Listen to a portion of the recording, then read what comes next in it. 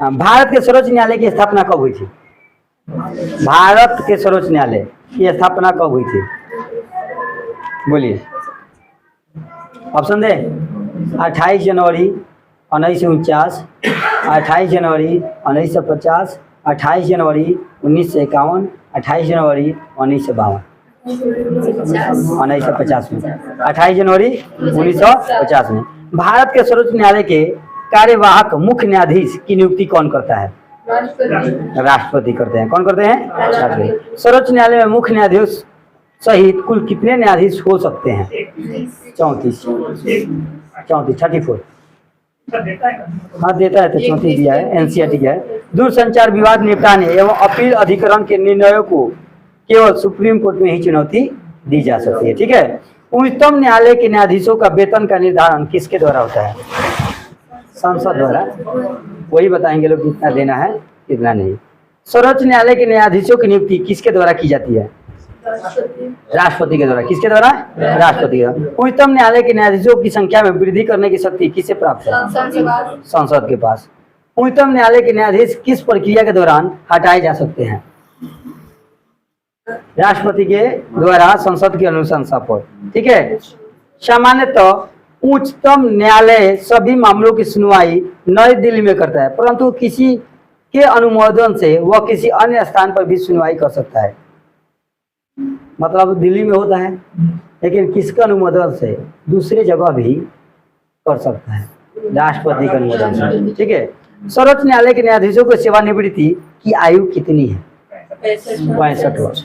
आयु का मतलब मरे वाला ना, सेवानिवृत्ति। भारतीय संविधान का कौन सा अनुच्छेद संवैधानिक विवाद से सर्वोच्च न्यायालय की अपील क्षेत्राधिकार ये संबित है, संबंधित है? बताइए। अनुच्छेद 134। अनुच्छेद 134। ठीक है। उच्चतम न्यायालय में संविधान के निर्वाचन में संबंधित मामलों की सुनवाई करने के लिए न्यायाधीशों की संख्या कम से कम कितनी होनी चाहिए? कम से कम 5 गो। कम से कम 5। ठीक है।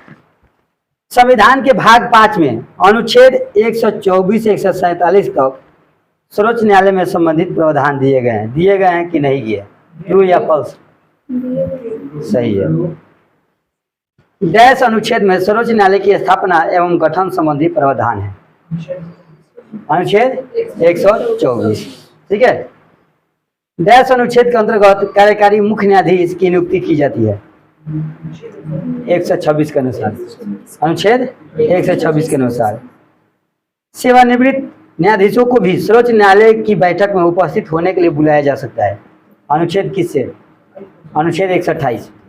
अनुच्छेद 128। नेक्स्ट बताइएगा, न्यायालय की आरंभिक या मूल आधारिकता का विवरण किसमें है? अनुच्छेद 131 में। अनुच्छेद 131 में किसके द्वारा? उच्चतम न्यायालय द्वारा घोषित विधि किसी न्यायालय पर बाध्यकारी होती है। कौन सा अनुच्छेद द्वारा? अनुच्छेद 141 द्वारा। अनुच्छेद 141। अधिकारी एवं सेवकों की नियुक्ति के संबंधी प्रावधान किए जाते हैं। जो भी अधिकारी नियुक्ति किए जाते हैं उस किस अनुच्छेद के नाम? बोलिए। किसके?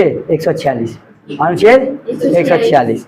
सुप्रीम कोर्ट के न्यायाधीशों के वेतन, भत्ते एवं पेंशन भारत की संचित निधि पर आधारित होते हैं। यहाँ से संचित निधि के मामला यहाँ से होगा। ठीक है।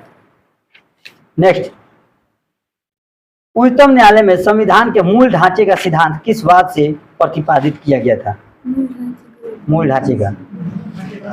कौन सा केस था वो? केशवानंद भारती बनाम केरल राज्य। कब हुआ था? 1973 में। केवल सर्वोच्च न्यायालय में तदर्थ न्यायाधीशों की नियुक्ति का प्रावधान है। ठीक है। संविधान का कौन सा अनुच्छेद उच्चतम न्यायालय को उसके द्वारा दिए गए निर्णय अथवा आदेश के पुनः विलोकन हेतु अधिकृत करता है? अनुच्छेद 137। अनुच्छेद 137। भारत में संविधान की मूल संरचना के सिद्धांत का स्रोत कौन है? न्यायिक समीक्षा। कौन है? न्यायिक समीक्षा। संविधान की व्याख्या करने का अंतिम अधिकार किससे है? सर्वोच्च न्यायालय को। किसको है? उच्चतम न्यायालय और उच्चतम न्यायालय की आधारिकता को अंतर्गत कौन से मामले आते हैं? बताइए। मूल अधिकारों का प्रवर्तन। कौन सा? भारतीय संविधान का संरक्षक कौन है?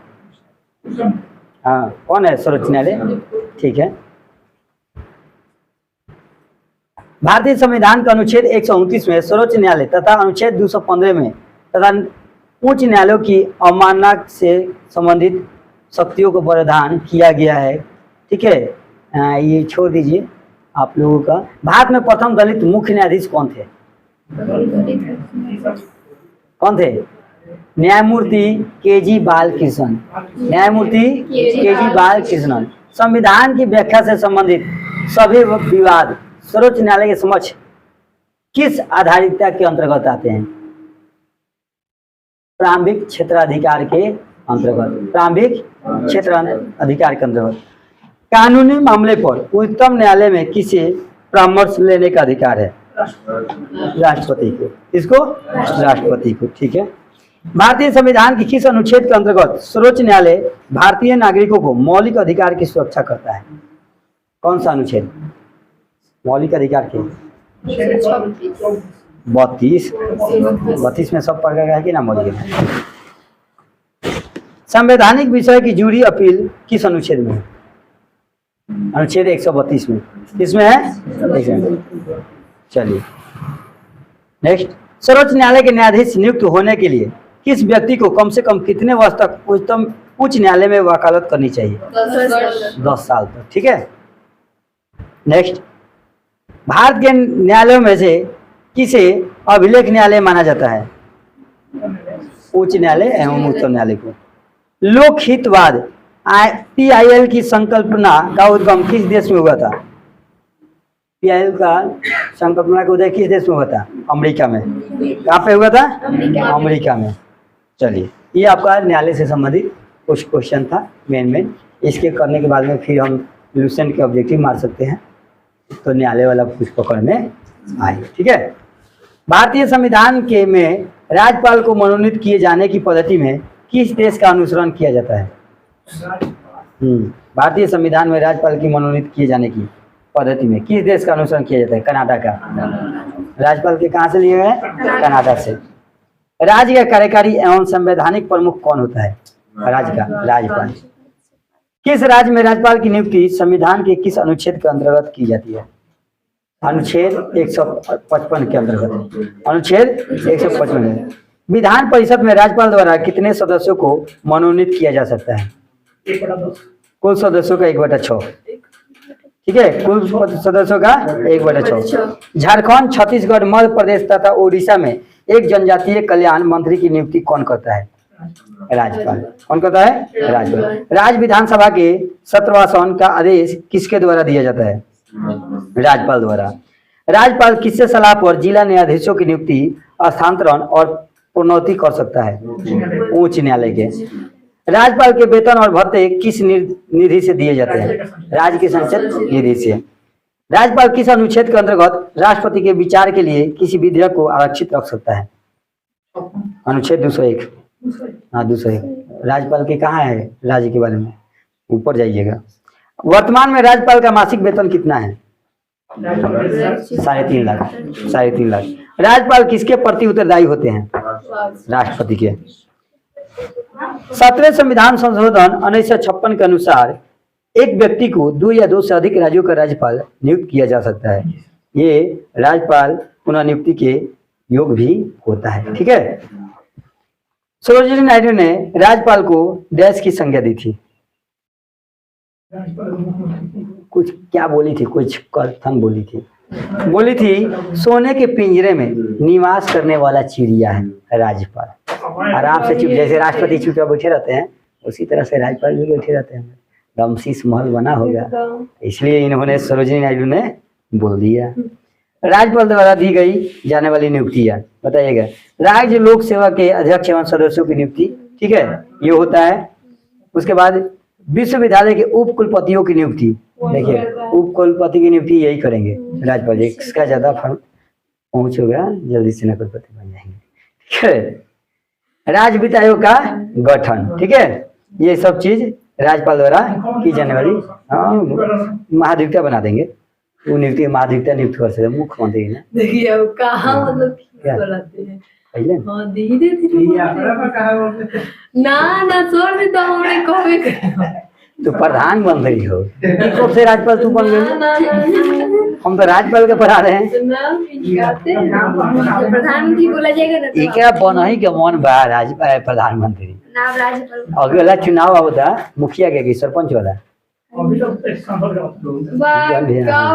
जन भी आवता है। अच्छे दिमाग में बैठा रहा कि मतलब हम राज्यपाल के पढ़ा होता नहीं, इनका के प्रधानमंत्री यही पढ़े बनेगे।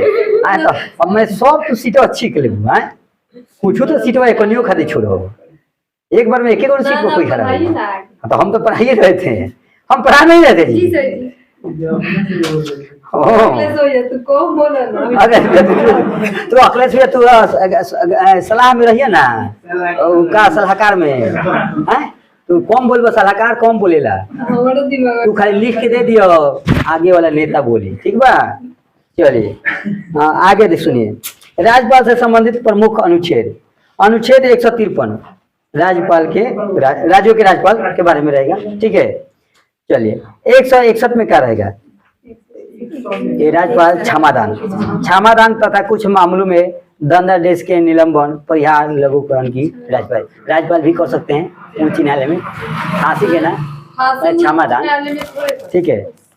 हाँ ये मेन एक चीज और देखिए, 213 राज्यपाल के अध्यादेश जारी करने की शक्ति अनुच्छेद 213 में, अनुच्छेद 213 में, ठीक है। राज्यपाल द्वारा जिला न्यायाधीशों की नियुक्ति अनुच्छेद 233 में, 200 जिला न्यायाधीश, ठीक है, जो हाई कोर्ट सॉरी हाँ। उसके बाद में राज्य विधानसभा द्वारा पारित विधेयकों पर राज्यपाल की अनुमति चाहिए, ठीक है। ये राज्यपाल के बारे में हम लोग इससे ऑब्जेक्टिव से सवाल पहले रुक जाइए, काम करते हैं, न्यूसेंट लाए हैं ना इस